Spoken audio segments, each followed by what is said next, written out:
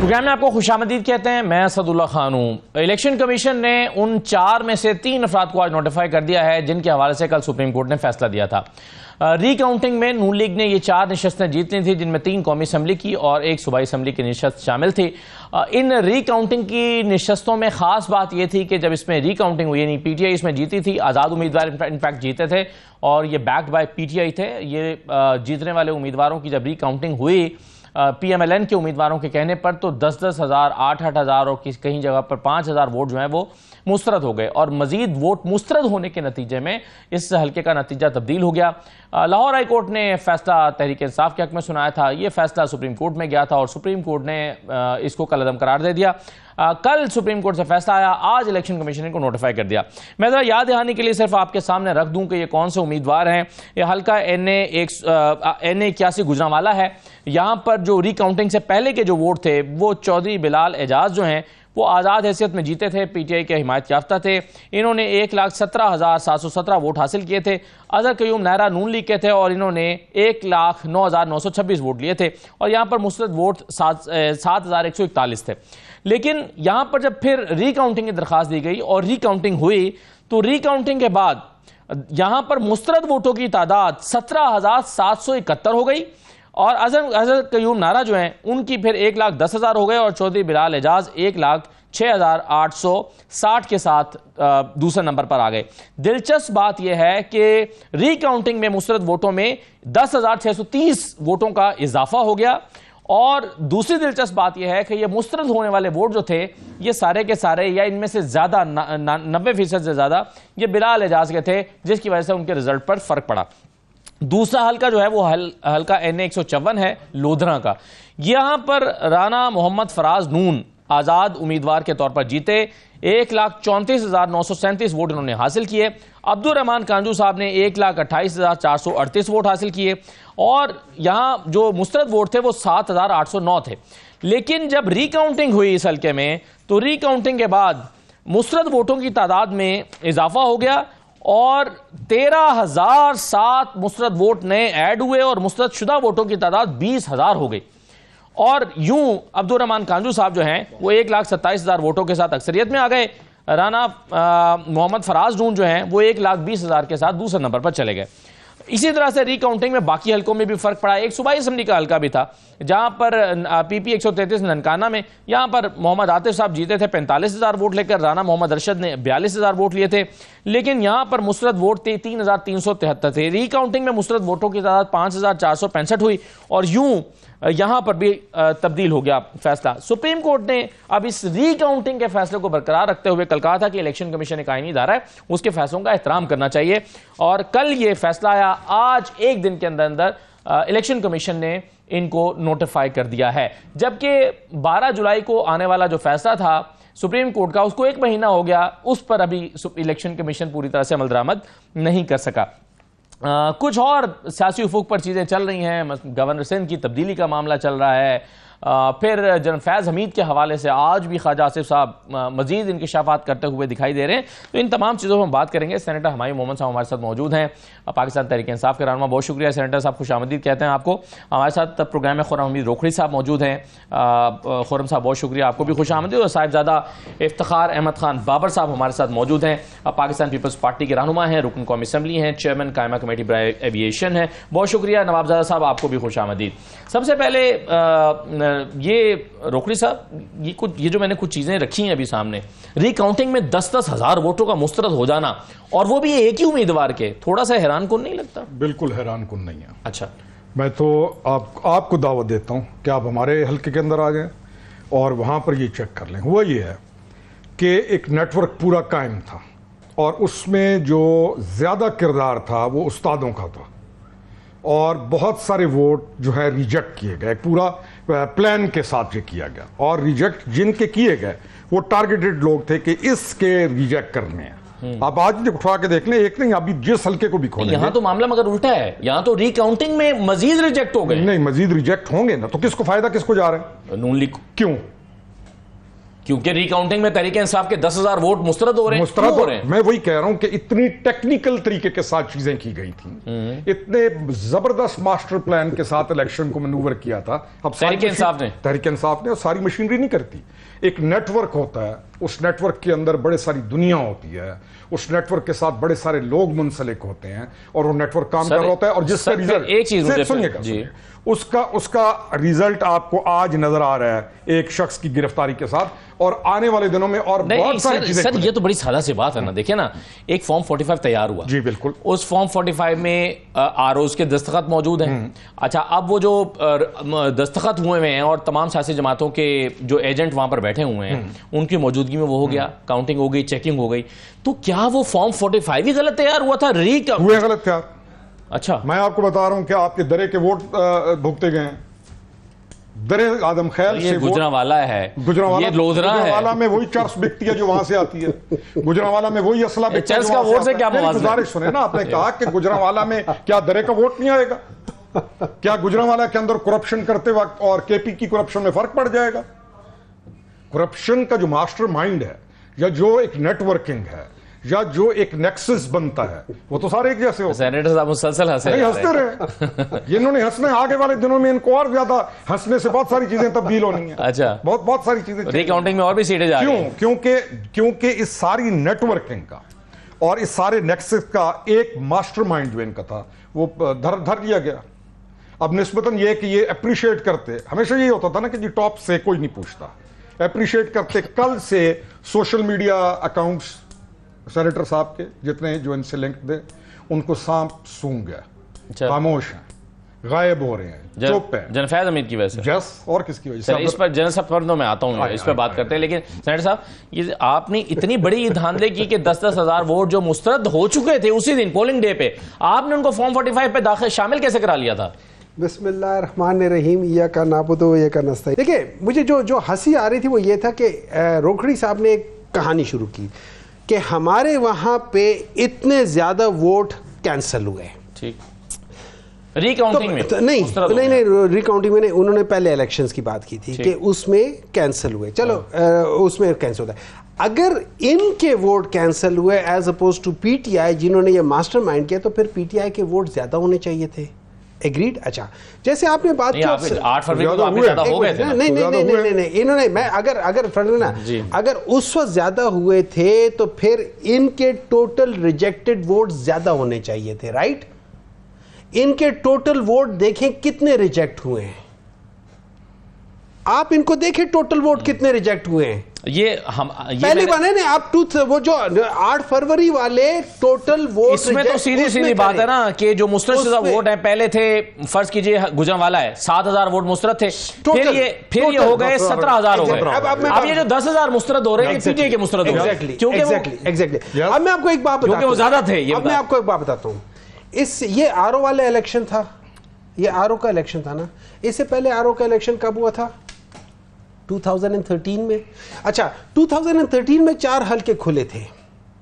चारों हलकों के अंदर एक चीज कॉमन थी। क्या चीज कॉमन थी? कि जो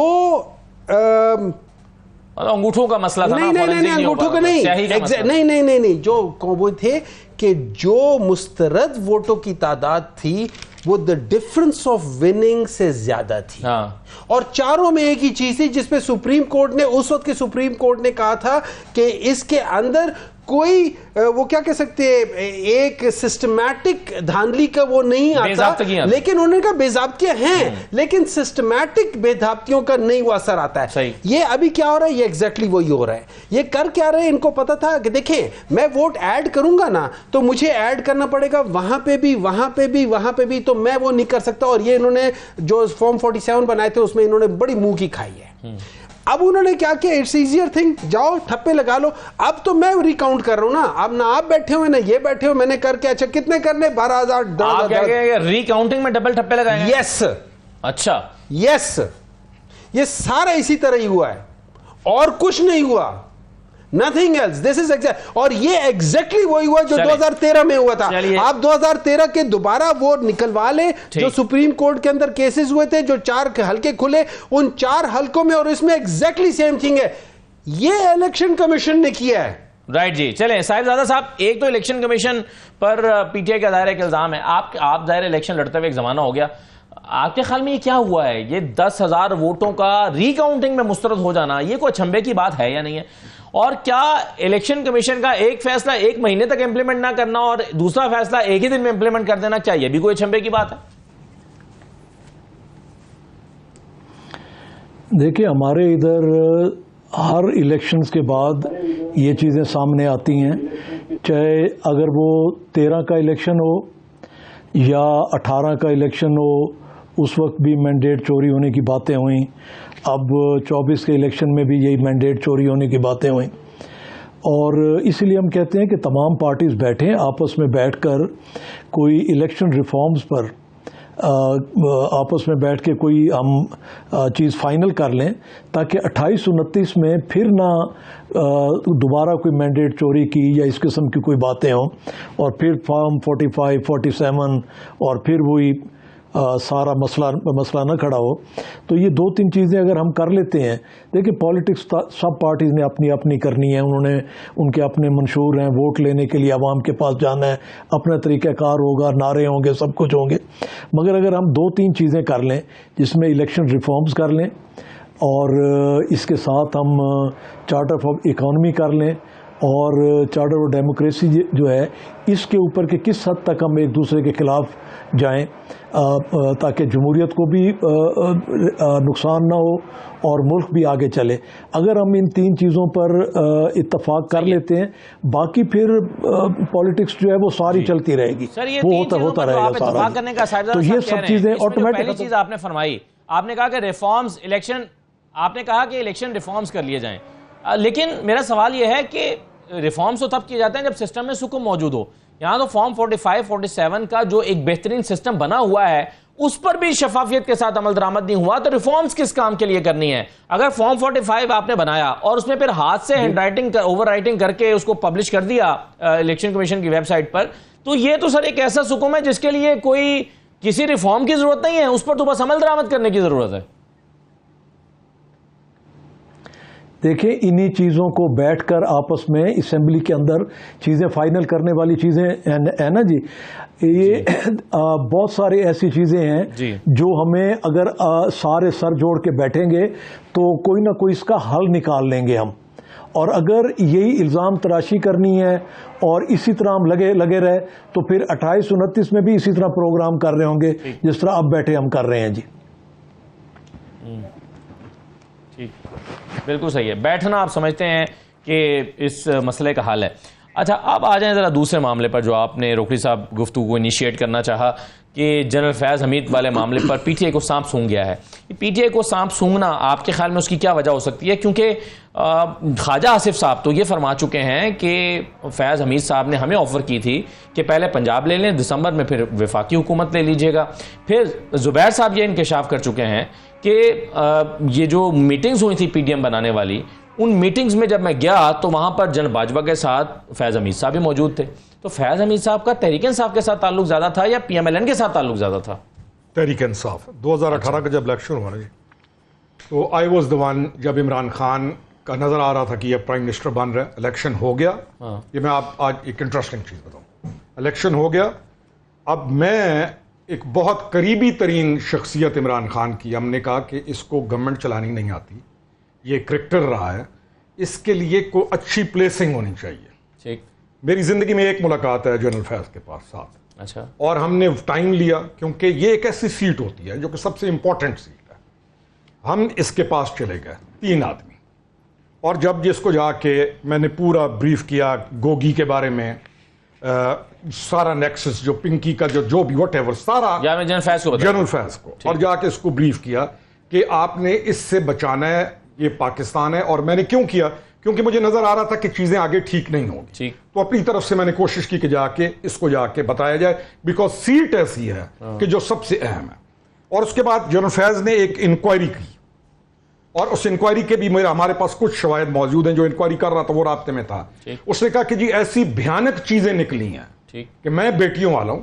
जो इंक्वायरी कर रहा था जो था, उसने कहा मैं बेटियों वाला हूं, ऐसी भयानक चीजें निकली हैं कि मैं बड़ा परेशान हूं। और उसके बाद उस पूरे करप्शन से रिलेटेड निकली हैं चीजें। Corruption, so many things. किसी दिन प्रोग्राम रख लीजिएगा, निकालेंगे कि किस किस से रिलेटेड चीजें अच्छा। थी जो मुझे मालूम है, रख देंगे और फिर आपको बताएंगे और आप उनको वेरीफाई कर लीजिएगा। सिर्फ करप्शन नहीं है, ये जो नेटवर्क है, जो जिस नेटवर्क के ऊपर जिसकी निशानदेही मैं आपके जो मैं जिसकी कर रहा हूं, और उसके बाद उसी पूरे ग्रुप के साथ जनरल फैज ने अपने आप को ऐसे कर लिया। अच्छा। जनरल फैज, इमरान खान, उसकी मिसेज, गोगी, दे ऑल, ये तमाम एक चीज थे। पीटीआई को डायरेक्शंस उसके बाद उससे जाती थी।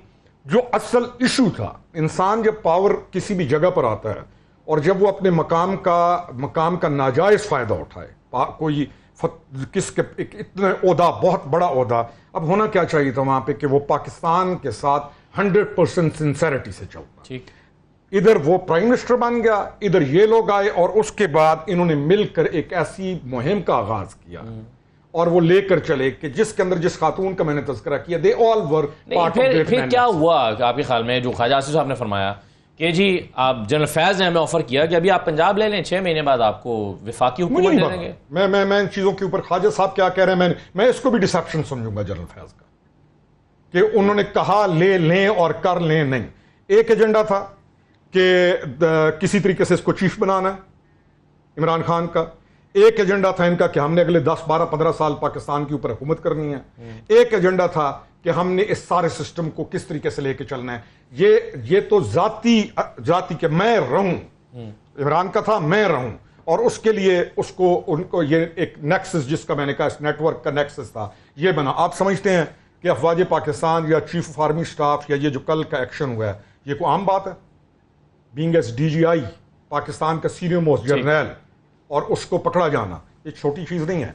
ये पीटीआई के जो सांप सूंघा पड़ा है तमाम बोलने वालों को जो कर रहे थे, और जो डिजिटल दहशतगर्दी है, ये कहानी बहुत दूर तक जाएगी असदुल्ला। ये कहानी ऐसे खत्म नहीं होगी। बिल्कुल ठीक, ये बेनकाब करना पड़ेगा। ये बहुत बड़ी कहानी। ये कौन इसमें शामिल है? ख्वाजा साहब ने एक और इंकिशाफ भी किया और दावा किया, इनफैक्ट वो कह रहे हैं कि फैज हमीद साहब जो है वो हमारे पास आए और आखिरी 24 घंटे तक वो कोशिश करते रहे कि उन्हें PMLN आर्मी चीफ बना दे, जब मौजूदा आर्मी चीफ की का तकर्रुर होना था। आपसे एक्सटेंशन, आपसे इनफैक्ट वो ये ओहदा मांग रहे थे जनरल फैज हमीद, आपसे जब आप नहीं दे सके तो क्या वो फिर नून लीग की तरफ चले गए? क्या हुआ? देखिए, मैं if please correct me if I am wrong, जो मैं समझा हूँ रोखड़ी साहब की बात, कि जब इमरान खान अगस्त 2018 में प्राइम मिनिस्टर बनने वाले थे, दैट मीन्स उससे पहले जो इलेक्शंस के रिजल्ट आए थे, उस वक्त रोखड़ी साहब इमरान खान के साथ थे, और जब रिजल्ट आया इनको समझ आ गई कि इमरान खान पाकिस्तान की सबसे इम्पोर्टेंट पोजीशन में गए आने वाले हैं, तो इन्होंने जाके जनरल फैज़ हमीद साहब से बात की कि इमरान खान सबसे इम्पोर्टेंट पोजीशन में आ रहा है और ये जो एक नेक्सस है करप्शन का, इसको रोक। ये कह रहे हैं आप? तो मैंने और क्या कहा? Good, now allow me. General Faiz Hameed 2019 में DGISI बने, मैं DGC की नवंबर, ठीक है? Number one, number two, allow me sir ji, major साहब एक मिनट। नंबर 2, फरागोगी, ये सारी चीजें बाद में आई थी, पहले नहीं। गलत कह रहे हैं, फिर पहले नहीं आई थी उस वक्त तक। अभी तो प्राइम मिनिस्टर भी नहीं बना। प्राइम मिनिस्टर के ओथ उठाने के दिन फरागोगी ने कांटा लगाया, आपने ये उससे पहले की बात की है, मैं उन्हीं की बात आपसे उससे पहले की बात है। हमें पहले का मालूम था ना गोगी का, आपको पहले से पता था? पहले से पता था, इनको नहीं मालूम था। सर हमें तो मालूम था ये किनका चीफ मिनिस्टर आ रहा है। सर गोगी के कारनामे और ये चीज हमें तो उस दिन भी पता था। एक मिनट ठहर जाए, की मूव हुई, सुनते जाए, एक मिनट अलाउ करें ना सर। बेगम साहिबा मूव हुई, एक मिनट है ना, मुझे मैं आता हूँ, क्यों नहीं आपसे मुझे बोलने। देखिए, इस तरह ये था। आपका आर्गुमेंट पहला ये है कि वो DGISI तो उस वक्त है ही नहीं, जब आपका दूसरा आर्गुमेंट ये है कि ये करप्शन की कहानियां तो बाद में हुई, पहले कहां से आ गया? ये दो आपके आर्गुमेंट है, ठीक है? नंबर 1। नंबर 2, इन सब चीजों के दौरान में ये कहना कि हम लोग ये सारा कर रहे थे, देखिए it's a very far cry, ठीक है? और ये कहना कि यार मुझे सब कुछ पहले से ही पता था, मुझे सब कुछ पता था। अच्छा, एक और बात बताऊं, आपको पता है रोखड़ी साहब ने ऑन एयर ये कहा हुआ है कि ये जो अभी सारा मसला हुआ है ना इमरान खान के ये no vote of no confidence से, मेरे ख्याल में 1 आध 2 महीने 3 महीने पहले इन्होंने कहा था कि मैं उनके साथ आखिरी वक्त करता रहा, लेकिन जब मैंने ये देखा कि ये नहीं करे उसके बाद मैं पीछे हट गया। ठीक है ना, एक प्रोग्राम ठीक है ना, ठीक है, लेकिन he was with Imran Khan till the very and. ठीक है, जब वो हट गए तो ये उसके साथ हट गए। ठीक है, अच्छा सारी चीजें मैं बता रहा हूँ ना, देखिए बात ये हो जाती है, मैं आपको सिंपल एक बात बताता हूँ। इस वक्त ये कहना कि उस वक्त कौन ठीक था कौन गलत था कौन फलाना था, ये फिर it is one person words against another person word with evidence. ठीक है, देखिए ना एविडेंस आप सामने लेकर आओ ना, एविडेंस साहब लेकर आओ ना। इस तरह आपका कहना इज नॉट एन एविडेंस ना, आपका कहना is not an evidence. Faiz Hamid साहब पर जो इल्जामात लगाए गए हैं, देखिए मेरी बात सुने, असल चीज है, मुझे एक बात बताइए, मैं एक चीज बताता हूँ, मुझे एक बात बताइए। अभी आपने ख्वाजा साहब की बात की है, इन सब के लीडर कौन थे? मौलाना फजलुर रहमान साहब थे। आपने मौलाना फजलुर रहमान साहब की बात सुनी है, उन्होंने क्या कहा, ये क्या? अच्छा, अब जिस चीज के ऊपर अब ये जो कहते हैं ना सामसूंग है, देखिए इस तरह वो है, हम ये समझते हैं, पाकिस्तान तहरीक इंसाफ ये समझती है ये सब कुछ जो हो रहा है ये 2 चीजों पे हो रहा है, 2 चीजों पे हो रहा है। एक, नंबर 1 जो सुप्रीम कोर्ट ने कहा है, डायरेक्शंस दी थी आर्मी को कि ये टॉप सिटी के बेसिस पे उस पे करें, एक हो रहा है। नंबर 2, इन्होंने अकॉर्डिंग टू दी ISPR के ये जो इन्होंने अपने ओथ की खिलाफ वर्जी की है। हम ये समझते हैं कि ये आर्मी का इंटरनल मैटर है, अनटिल हमें बीच में किसी तरीके से इम्प्लीकेट किया जाए। जब तक हमारे अंदर इम्प्लीकेशन नहीं आ गया, हमारे ऊपर कोई चीज नहीं आ गया, हम उस वक्त तक इसके ऊपर ये हमारा स्टांस है कि ये आर्मी का इंटरनल मैटर है, let's not discuss that thing as of now. चलिए, बिल्कुल सही है। मैं नवाबजादा इफ्तिखार साहब के पास जाऊंगा, जरा उनका भी इस मामले पर टेक लेते हैं। एक छोटा सा ब्रेक लेके वापस आ रहा हूं।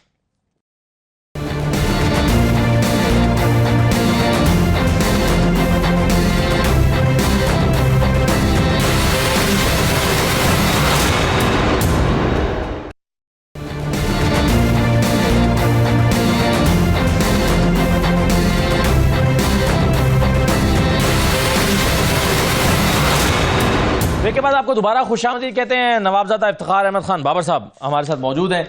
नवाबजादा साहब, ये बताइए कि ये जनरल फैज़ की बात हो रही है, आपने पूरी डिबेट सुनी है, डिस्कशन, रोकड़ी साहब की बातें भी सुनी है और PTI का जो मौक़िफ़ है वो भी हमारे सामने है। आप कैसे देख रहे हैं इस गिरफ्तारी का लफ्ज़, चले अभी ना भी इस्तेमाल करें, आप कहें कि तहवील में उनको लिया गया है, लेकिन ये क्या आपकी अंडरस्टैंडिंग है, ये क्या हो रहा है, क्या इसकी वजूहात? क्योंकि बहुत सारी गुफ्तगू यहाँ पर हुई है उनके सियासी जो चीजें थी उनके ऊपर, लेकिन बज़ाहिर तो ये सिर्फ एक सोसाइटी का मामला है जो हमारे सामने है, लेकिन इसके बैकएंड पर आपके ख्याल में क्या है? देखें, एक तो ये आर्मी का इंटरनल मामला है, उनका इशू है, और जब तक कोई रिजल्ट सामने ना आए तो तफसीलन तो बात नहीं की जा सकती। मगर एक चीज़ बड़ी स्ट्रॉन्ग मैसेज है जो आर्मी की तरफ से है कि वो करप्शन पर और डिसिप्लिन पर कोई कंप्रोमाइज़ करने को तैयार नहीं है।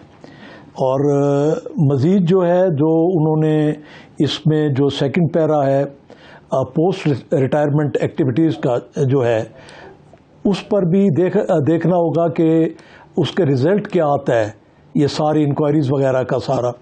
तो मेरा ख्याल है इससे ज़्यादा मुनासिब नहीं कि हम इसके ऊपर कोई तबसरा करें। बिल्कुल सही है।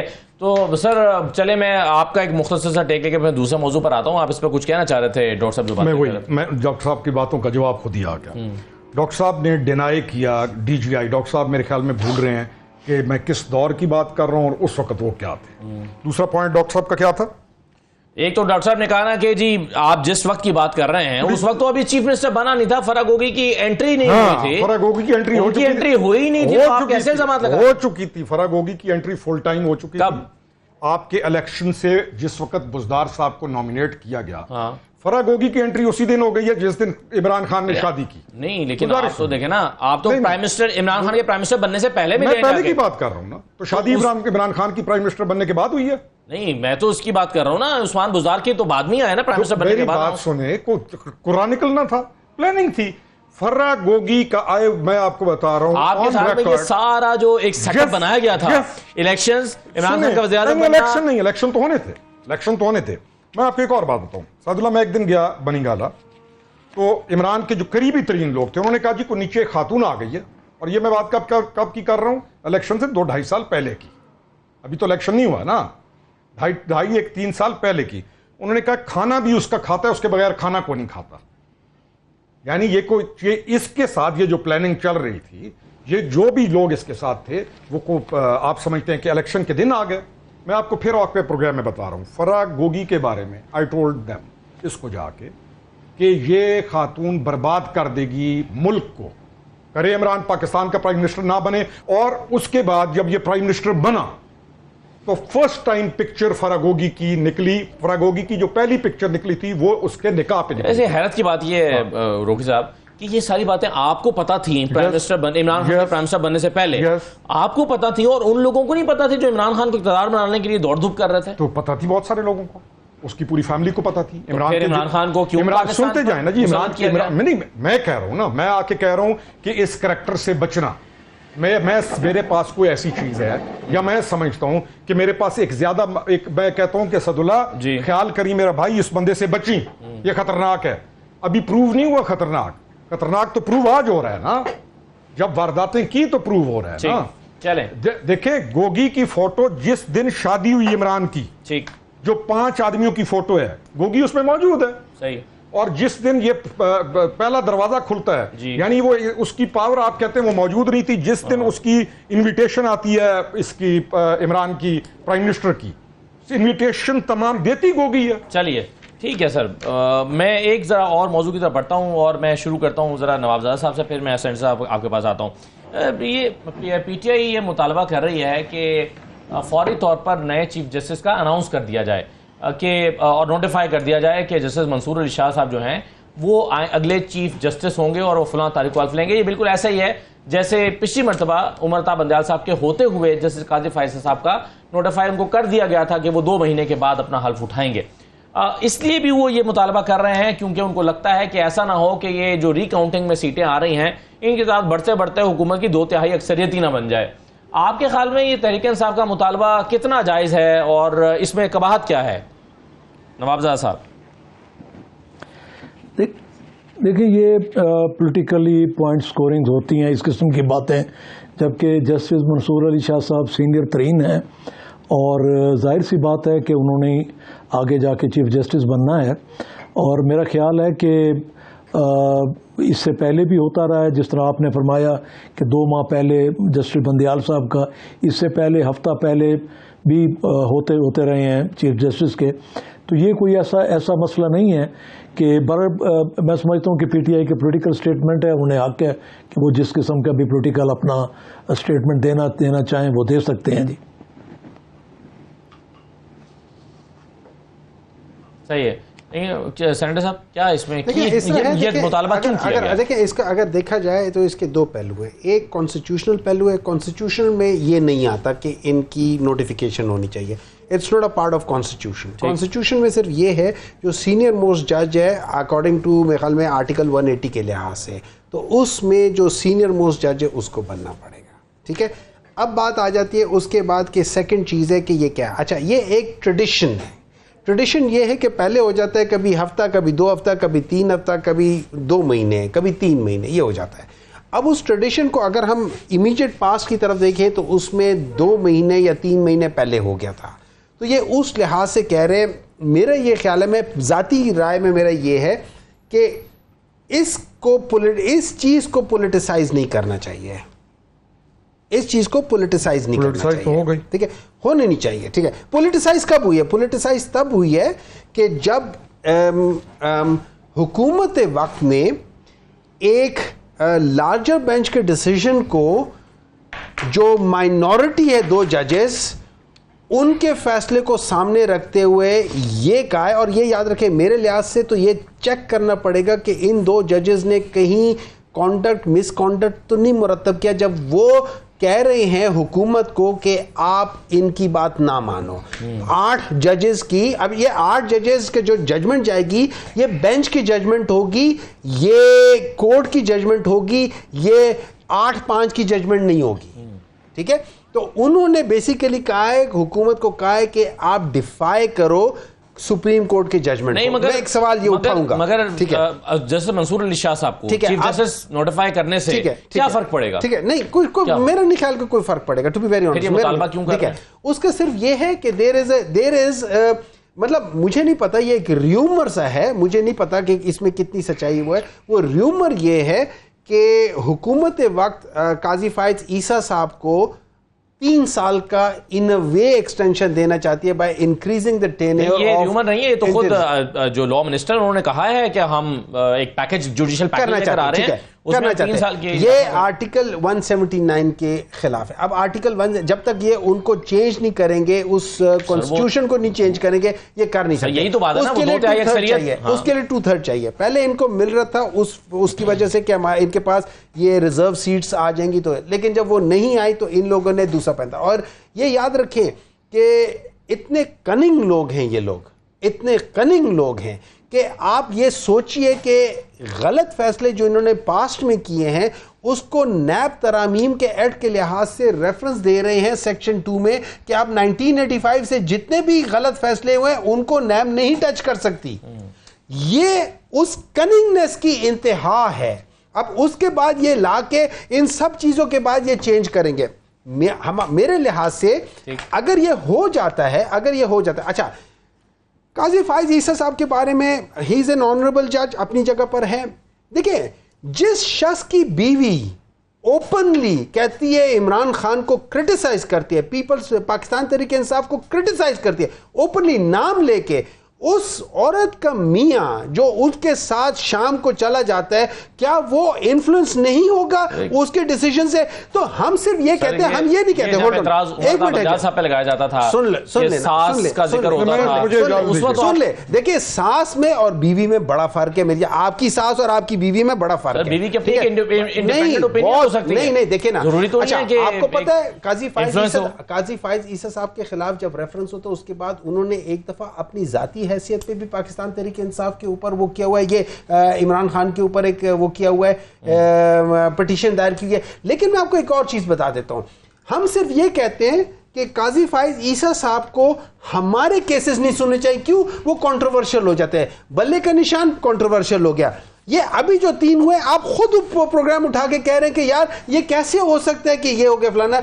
हमारा ये ख्याल है कि ये एक किस्म का नेक्सस बना हुआ है। इस चीज में हम समझते हैं कि उनको रिक्यूज करना चाहिए। अच्छा, ये एथिकल भी है, ये मॉरल भी है। अगर ना करो, आप शायद कॉन्स्टिट्यूशन की वायलेशन नहीं कर रहे हो, लेकिन आप मॉरली एथिकली गलत काम कर रहे हो। मुतालबा जो है वो दोहराया गया है पीटीआई की तरफ से, जब ये 4 निशस्तें, रिकाउंटिंग वाली जो निशस्तें हैं, ये पीएमएलएन को देने का फैसला हुआ है कल सुप्रीम कोर्ट से और चीफ जस्टिस काजी फायज साहब के बेंच से, तो उसके बाद ये मुतालबा दोबारा सामने आया है। एक छोटा सा ब्रेक लेता हूँ। ये रिजर्व सीट्स का मामला और इस जजमेंट की इंप्लीमेंटेशन का मामला, ये कहाँ जाएगा?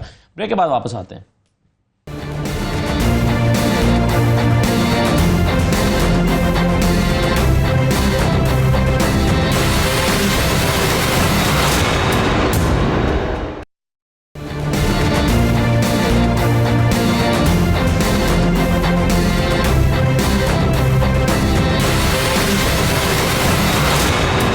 के बाद दोबारा खुशामदीद कहते हैं। रोकनी साहब, ये मखसूस निशस्तों का जो मामला है, इस पर भी ब्रेक पर जाने से बहस हो रही थी, ये फैसला सुप्रीम कोर्ट का तो बहरहाल अगर किसी को पसंद हो या ना हो, उसको इम्प्लीमेंट तो करना ही पड़ता है। अगर आप उसको इम्प्लीमेंट नहीं करेंगे तो ये तो फिर अनारकी फैल जाएगी, फिर तो ये आइन के तहत तो मुल्क नहीं चलाया जा सकता। पहले हम एक वो साथ जोड़ लूँ। डॉक्टर साहब ने कहा कि उनका इख्तलाफी नोट, उसकी कोई हैसियत नहीं। आपने बात स्टार्ट की थी कि पीटीआई क्यों डिमांड कर रही है चीफ जस्टिस का फलाने का। जी, हम ये कहते हैं कि पोलिटिसाइज जुडिशरी नहीं होनी चाहिए। पीटीआई ये निहायत गलत कर रही है। हु इज पीटीआई टू से दिस थिंग? आप जवाब में कहते हैं कि जी 2 जजों के ऊपर, भाई 2 जजों के वो जो इख्तलाफी नोट है उसके ऊपर पार्लिमान ने वो कानून बनाया, किसी पॉलिटिकल पार्टी ने कानून नहीं बनाया। और न हमें हक हासिल है, न किसी को हक हासिल है कि वो जुडिशरी के जज साहिबान को किसी भी सूरत इधर बैठ के उनके ऊपर टारगेट करे, मिलाइन करे या उनको बुरा भला करे। तो सर 8 जजेस को क्यों मिलाइन किया जा रहा है? तो चीफ उन 2 जजेस से पूछ के ना, सुबह जाएं केस करें। नहीं, गुजारिश पॉलिटिकली क्यों किया जा रहा है? मतलब शासी शख्सियत हम यहाँ जो बैठ के, क्या आपके प्रोग्राम में मैं बोलूं? सर यहाँ पर नून लीग के लोग, बेशतर लोग ये कह रहे हैं गलत है, नहीं कर रहे कि ये एक डिसीजन है जो गैर आईनी है। गुजारिश तो सुनिए ना, अब गैर आईनी कह देना ठीक है, मेरे पास अगर कोई प्रूफ है, और पार्लियामान एक कानून बनाती है, सुप्रीम कोर्ट ऑफ पाकिस्तान का काम है कि उसकी तशरीह करे, लेकिन पार्लियामान का काम है कानून बनाना। ठीक। और 2 जो फाजिल जज साहिबान हैं उनका इख्तलाफी नोट अहमियत रखता है। आपके ख्याल में ये फैसला, ये ऑप्शन तो हर हुकूमत के पास हर वक्त मौजूद रहेगा कि किसी भी कोर्ट के फैसले के खिलाफ कानून साजी कर दे और उसको अमेंडमेंट अमल से रोक दे? क्यों नहीं? नहीं, ऐसे कैसे? आप मुझे ये बताएं कि ये जो बहस है हम उस पर जाएं कि वो है क्या कि 15 दिन और 3 दिन वाली बहस को ऐसे चली जाएगी? आपके कानून को, आपके आइन की बात हो रही है ना, आप आइन के खिलाफ को, मैंने और आपने कहा कि ये आईनी तौर पर गलत काम किया गया। जस्टिस ऑफ सुप्रीम कोर्ट कह रहे हैं। सुप्रीम कोर्ट क्या कह रही है? सुप्रीम कोर्ट कह रही है, 2 जस्टिस साहिबान, सुप्रीम कोर्ट क्या कह रही है? सर 8 ज्यादा होते हैं, 2 ज्यादा होते हैं। तो सुने ना, इख्तलाफी नोट को आपने लिखा है, मैंने लिखा है। सर 8 जजेस का फैसला तो ज्यादा गलत, अगर वो कह रहे हैं ये गलत है तो जाए ना। गलत कौन कह रहा है? क्यों कह रहा है? वो कह रहे हैं कि पार्लियामान के आइन की फलानी शिक के तहत ये फैसला दुरुस्त नहीं है। अच्छा, अब 2 जजेस कह रहे हैं ना, 8 कह रहे हैं कि वो ठीक है, सुने ना, तो ज्यादा क्या कह रहे हैं? तो फिर चला गया पार्लियामान के अंदर, पार्लियामान ने एक कानून बना दिया। अब मना कर दें पार्लियामान को कानून बनाने से, और आप एक पॉलिटिकल कह रहा हूं, फिर तो कानून बनाने का हक सबके पास है ना? नहीं है, हक पार्लियामान के पास, पार्लियामान के हर हुकूमत के पास। बनाए ना, हर फैसले को रोका जा सकता है। बनाए ना, ठीक है। पार्लियामान ने। देखिए अगला दूसरा जो बात की थी नवाबजादा साहब जी, हाँ, हम सारे ये समझते हैं कि इलेक्शन के लिए इस्लाहात की जरूरत थी, है, और अगले इलेक्शन से पहले ये रिफॉर्म्स होनी चाहिए। क्या, किस नुक्ते पर रिफॉर्म्स होनी चाहिए? बहुत सारे नुक्ते। क्या मसलन क्या कमजोरी क्या है इसमें से? क्या कमजोरी नहीं है? आप मुझे बताएं कि हम इन उस्तादों से, इन सिस्टम से हम इसको डेवलप कैसे करें? सर कोई भी सिस्टम आप बना लें, फॉर्म 45 पे फूट लगा के, गुजारिश तो सर आप फिर मुझे बात तो करने दीजिए सर। ये फॉर्म 45 और इन साइनों से और इनसे, हम इस इमर्जिंग टेक्नोलॉजी से एक सिम नहीं निकलती अपने अंगूठे के बगैर, तो एक हाथ के बगैर आपका नहीं निकलता। आप कह रहे हैं कि इलेक्ट्रॉनिक मशीन होनी चाहिए, आपकी रिफॉर्म्स आपको लानी चाहिए। जो नवाबजादा साहब का पॉइंट है, दैट्स अ वैलिड पॉइंट। ताकि ईवीएम पर पीटीए का मौक़िफ़ ठीक है, नहीं, ताकि कुछ भी रिफॉर्म, ताकि अगले इलेक्शन के अंदर ये जो चुर मुरमुर हमारी होती है खत्म। आप कह रहे हैं ईवीएम पर पीटीए का मौक़िफ़ ठीक है? मेरा इलेक्ट्रॉनिक वोटिंग मशीन मेरी जबान से वो चीज निकलवा के ना लुकमा देना। सर बताएं, मैं रिफॉर्म्स की बात कर रहा हूं। आप कह रहे हैं ईवीएम होनी चाहिए? मैं ये कह रहा हूं कि जब इतना हाईटेक सिस्टम हो गया तो आपको भी हाईटेक करना चाहिए। आप कह रहे हैं ईवीएम होनी चाहिए? अगर पीटीआई ये कह रही है तो पीटीआई की क्या इस चीज को, अगर मैं कह रहा हूं तो मेरे कहने से उसकी सारी चीजें जायज हो जाएंगी? सर रिफॉर्म्स जो पीटीआई का काम था लाना, पीटीआई को छोड़ें, आप ये समझते हैं कि ईवीएम होनी चाहिए? आप रिफॉर्म्स होनी चाहिए। जब रिफॉर्म्स क्या होती हैं? असदुल्ला मेरे अभी साइन ले लो और सुबह से ईवीएम कर दो, इलेक्ट्रॉनिक कर दो यार। रिफॉर्म मेरी राय, मैं वही कह रहा हूँ, रिफॉर्म्स होती हैं। मेरी राय के लिए मैं लिख दूं अभी साइन कर दूं ताकि सुबह जाके दे दो, सुबह से ऑर्डर मेरे पास। मैं कहां दे सकता हूं? ये चले रिफॉर्म्स के लिए अब बैठते हैं, नवाबजादा साहब ने इलेक्शन से पहले रिफॉर्म्स हो जाए। राइट जी, चलिए नवाबजादा साहब, एक तरफ हम कह रहे हैं सिस्टम हाईटेक हो गया, दूसरी तरफ ये इंटरनेट सर्विसेज मुतासर होने की वजह से ये फाइबर पर काम करने वाले हजारों लोगों का काम इतना मुतासर हुआ है कि अब जो इंटरनेशनल क्लाइंट है वो दूसरे मुल्कों से जाकर काम करा रहा है, वो अपने ऑर्डर्स ही लेकर पाकिस्तान नहीं आ रहा, क्योंकि बहुत दिन से इंटरनेशनल जो पाकिस्तान में इंटरनेट सर्विसेज है वो बहुत ज्यादा मुतासर हैं। ये हम किस दौर में रह रहे हैं नवाबजादा साहब? देखिए, इस पे फेडरल गवर्नमेंट काम भी कर रही है और मज़ीद भी ये देखना होगा कि इसका जो है पीछे से कहीं फाइबर, इसका ऑप्टिकल फाइबर उसका तो फॉल्ट नहीं आ रहे। बहरहाल इन्हें इस चीज़ को चेक करना होगा कि इससे हमारा बैंकिंग सिस्टम भी और बाकी भी सारा मुतासर हो रहा है। अगर आप इजाज़त दें तो मैं थोड़ी सी बात करना चाहूँगा। जो आपने जुडिशरी पर बात की, जो ये सीटों पर, जी, मैं एक अर्ज करना चाहूँगा कि देखें, हमारा जुडिशरी सिस्टम जो है इस पर बहुत सारे तहफ़्फ़ुज़ात हैं, और तहफ़्फ़ुज़ात भी यूँ हैं कि अगर हम इंटरनेशनली देखते हैं तो हमारा रैंकिंग आप देख लें कि 140 के 42 पे हम हैं, और मेरे ख्याल लास्ट ही 1-2 हैं जिसके ऊपर हम हैं। और हम जब तशरीह करने बैठते हैं मुख्तलिफ इसके आर्टिकल्स की, आइन की, अब आप 63A की तशरीह देखें। 63A की एक दफ़ा तशरीह की गई और बताया गया कि जनाब जो पार्टी का हेड है उसके फैसले के मुताबिक MNAs पाबंद हैं, MPs पाबंद हैं वोट देने के। एक तशरीह आ गई। फिर कुछ दिनों बाद एक और मसला खड़ा हुआ पंजाब में, तो फिर तशरीह आई 63A की कि नहीं साहब, अब जो है पार्लिमानी लीडर जो फैसला करेगा उसके मुताबिक, और उसकी रिट आज तक पेंडिंग पड़ी है। हम इसी ऑनरेबल सुप्रीम कोर्ट में गए हैं कि जनाब हमें बताया जाए आइन की कौन सी शिक। कुछ दिन पहले आपने उसे एक तशरीह कर दी, फिर अब दूसरी तशरीह कर दी। इसी तरह अगर आप इन केसेस को देख लें जो ये रिजर्व सीट्स वाली थी, इस पे मैं सिर्फ मुख्तसर गुजारिश करूंगा कि जब कोर्ट आप ये कह रहे हैं कि ये री राइटिंग ऑफ द कॉन्स्टिट्यूशन थी 63 वाली जो तशरीह थी, और एक से ज्यादा तशरीह, और फिर इसकी ये पेंडिंग पड़ा हुआ सुप्रीम कोर्ट में, इफेक्ट्स क्यों नहीं हो रहा। बहुत शुक्रिया तमाम मेहमानों का प्रोग्राम में शिरकत करने के लिए। इजाज़त दीजिए, अल्लाह हाफ़िज़।